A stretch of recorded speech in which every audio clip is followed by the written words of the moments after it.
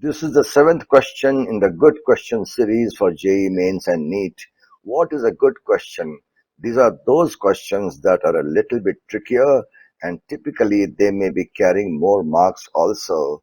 So why should you practice those kind of questions? Because you should actually first welcome those questions. Those harder questions are your chance to differentiate yourself from others and boost your rank. If all questions were easy, then how can an examiner differentiate one student from the other? This question is on Wheatstone Bridge and an unbalanced Wheatstone Bridge. All of you are very familiar with this. If I were to ask you a question, what is the current supplied by this battery? You need to know the resistance. What is the resistance? Now you can see here that this is a balanced Wheatstone Bridge. 6 by 10 is equal to 6 by 10. We say R1 by R2 is equal to R3 by R4. In such a case, this 5 ohm resistance becomes redundant. That is, the voltage here and the voltage here are the same. So no current through 5 ohm. No current means you may as well discard it. And then the circuit is very simple. 6 plus 10, 16, 6 plus 10, 16, 16 and 16 in parallel.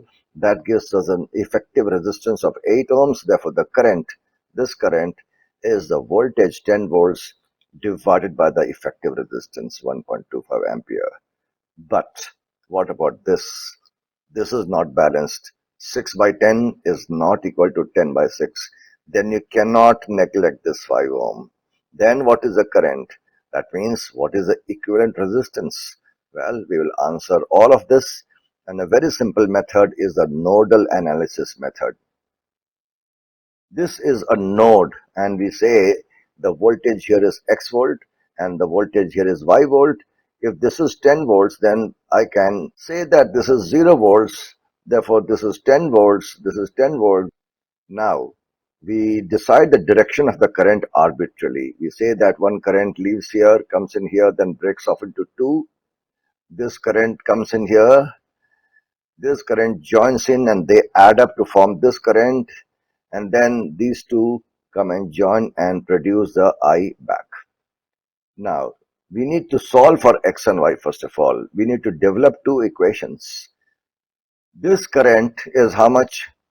10 volts minus X volts divided by 6. This current is how much? X volts minus Y volt divided by 5. And this current is X minus 0 by 10. So I can say that this current entering here, 10 minus X by 6 is equal to X minus Y by 5 current plus X minus 0 by 10 current. Similarly, in this leg I can say 10 minus Y by 10 is this current plus this current X minus Y by 5 is equal to this outgoing current. This is by Kirchhoff's law. And that outgoing current is Y minus 0 by 6.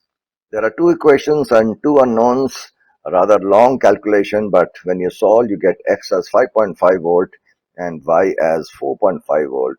Once you get that, then you have everything.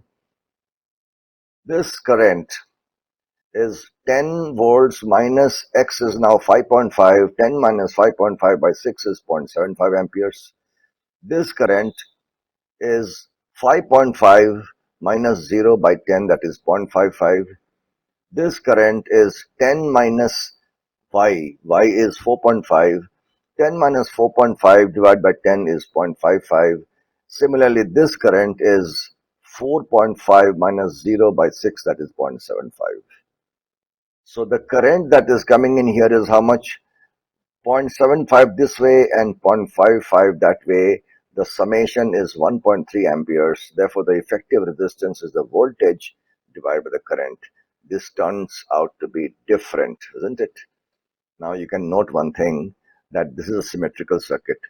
Current enters into 6 and 10 ohms, and at this point, current is being received from 10 ohms and 6 ohms. This is symmetrical in a sense, and therefore we have this principle of symmetry that if you draw a line like this and you have left-right symmetry, then symmetrical branches carry same current. So this was 6, this was 6, so both of them carry the same current I1. This was 10, this was 10, they carry the same current I2. And therefore this current over here became I1 minus I2. We can check that. 0.75 minus 0.55, that is zero point 0.2 amperes. This was a symmetrical situation, so this method could also have been used. But what I have presented here, the nodal analysis, is a general method.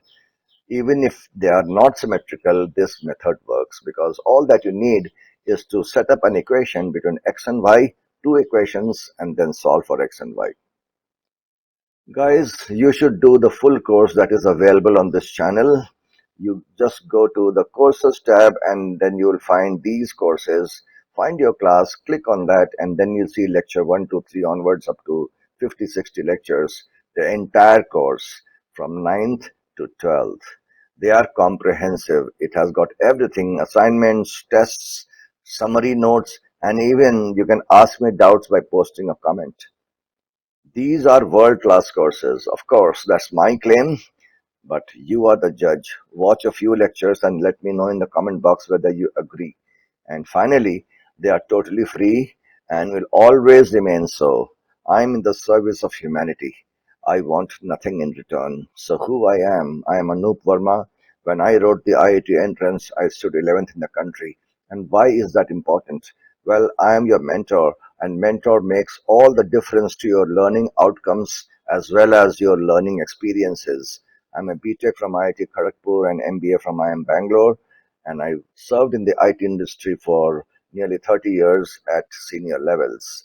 And I moved to education in 2013, where I was faculty for JEE advanced classes at Byju's and Vedantu. So, when are you starting? What are you waiting for?